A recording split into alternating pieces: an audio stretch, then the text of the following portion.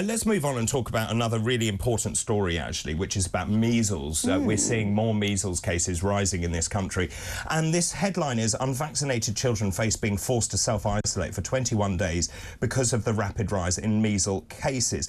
The modelling shows up to 160,000 cases could occur in London alone. Now, let's go back a bit. Essentially, you and I know there's low uptake of the MMR vaccine. That was partly on the back of that discredited report. Well, no, it then increased, David. The job was done well and it increased dramatically and it fell off in COVID. It did. Let's go back. So Andrew Wakefield, and I remember doing Watchdog Health Check at the time, Andrew Wakefield had produced that discredited report that said it was linked to autism, and then we saw the levels falling off. Then, once all that had died down, as you rightly say, the levels went back up. And then in COVID, why did the levels drop off again? Because we destroyed people's trust in medication. That's my honest opinion. Obviously, it was also to do with GP surgeries being shut, not being able to get face-to-face. Health visitors were doing things by Zoom. But I actually think when we decided that we would coerce, bully and force people to have the COVID vaccine, people that were awake and thought for themselves sat back and went, hang on a minute, I'm being forced here to put this into my child, because don't forget we bullied children to do it, to put it into myself. I don't think I need it. Why is this happening? So all trust was destroyed. And we knew, we predicted this at the beginning, David, that childhood vaccine uptakes would fall away, and it has. It has, absolutely. So they bought this on themselves, but now, weirdly, they've decided that the best way to get the rates up again is to bully and coerce. Because they haven't learnt, have they?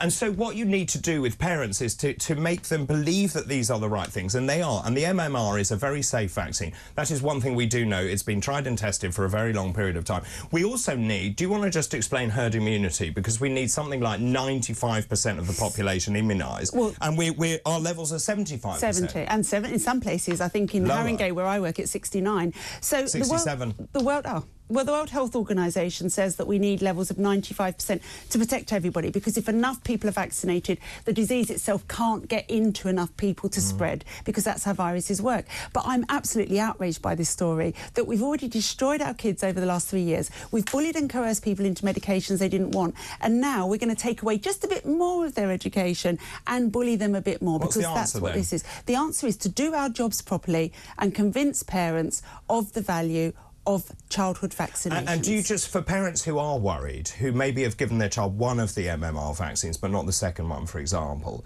do you want to just outline why measles is so important and significant for kids?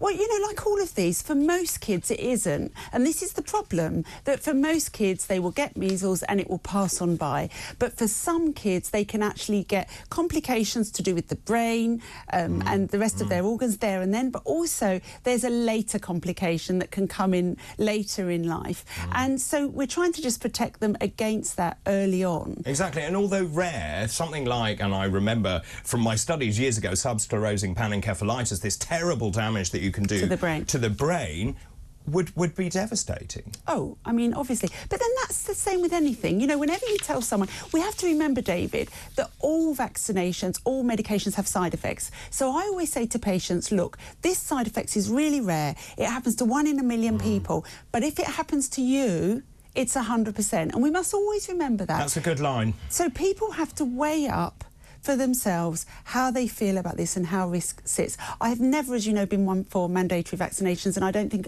anyone will ever convince me. No, and I'm not in favour. There's still that video doing the rounds where we were discussing the COVID vaccine, and remember, that was at the time when all the data was changing. We were also lied to. We were lied to. By the authorities. We were told it stopped transmission. They said it stopped transmission, and therefore my line was there is an argument there for compulsory vaccination, but only predicated on that data.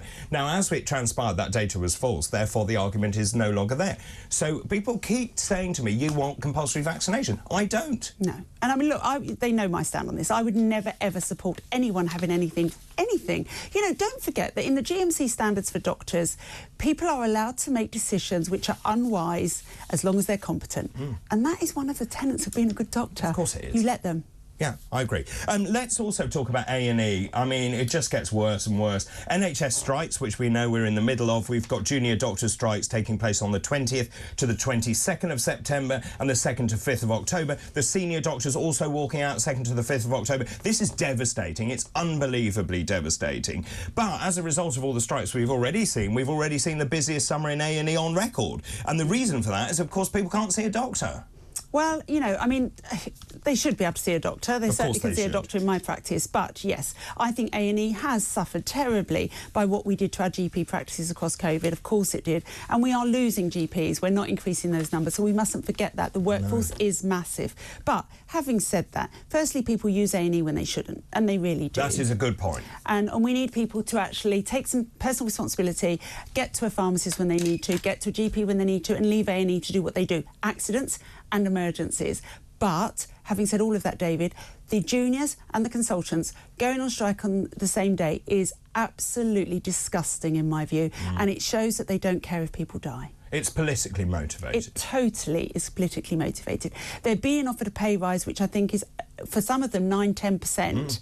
You know, when you've got people like... And this came from the independent pay review body. The government has said it will honour that, and the junior doctors are saying Vivek Trivedi, sorry, yes. and Rob Lawrenson, who run the Junior Doctors Committee, of course, are convinced they're going to get 35% pay uplift, which they're not. And then the consultants, and it's very difficult to square this when the consultants are, compared with most people, or the vast majority of people in this country, are well remunerated. Oh, very well. I mean, look, you know, their pay rise will be more than some people earn, David, if they got the 35%, which they won't. It's political. They know they're not going to get the 35%. Why not actually take what's on the table and make the NHS better? We all know it's bad. It is. We'll talk more about that in the head-to-head, actually, because there's been a really interesting article written by James Defano, who's another doctor, about what this does for the reputation of doctors, and I'll talk about that later on this morning. This is a good one. You and I spoke about it in the car this morning. Not that we came in together, and let me just add that. Insomnia drug gets the green light from the NHS. The first nightly pill for chronic insomnia has been given the green light from the NHS. This is a medication you take half an hour before bedtime. What is interesting about this particular drug is you go to sleep more quickly and you stay asleep longer, and crucially, you're not groggy the next day. And this will be a massive relief to those people who do suffer, and I will stress, from chronic insomnia. I know, but, you know, as I always say to my patients who have chronic insomnia, firstly, sleep is completely psychological. And the moment that you become mentally addicted, not physically addicted to these tablets, you'll never sleep without one. But there again, it is sometimes very difficult to break that psychological cycle. Totally. It's really, really hard. I've been there. I could write the book on sleeping. Yeah. You know, what worries me about this, David, is firstly, we're medicating something again that is completely psychological, at great profit to the pharma company and great cost to the NHS. And what we don't know is the long-term effect on things like dementia.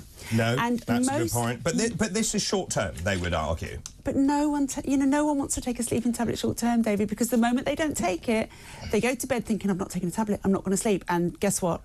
They're not going to sleep. There is a very good app called sleepio.com, which helps you break that psychological barrier, but you have to be, you know, willing to stick to it, and it is a bit brutal. So you and I have slightly different views on this. As you know, I do take a sleeping tablet, but a mild one, only one night a week, just because when I go upside down. So when I start to it from evenings into this show, where, as you know, I get up very early, so I'll use it just then. I then don't use it again. Fine. Because I'm in control. And that's the point that you're making, isn't it? You need to be in control. I would say most patients I see who want sleeping tablets are not in control. I would agree with that. And what worries me about this is the long-term effects. And most sleeping tablets, taken all of the time, we know, have some sort of effect on dementia and brain conditions that you don't want when you're older. Just in terms of cost, and you're right, it's £1.42 a day, which is actually quite significant. It's really high, David. You think how many people across the country have sleeping issues? Yeah, agreed.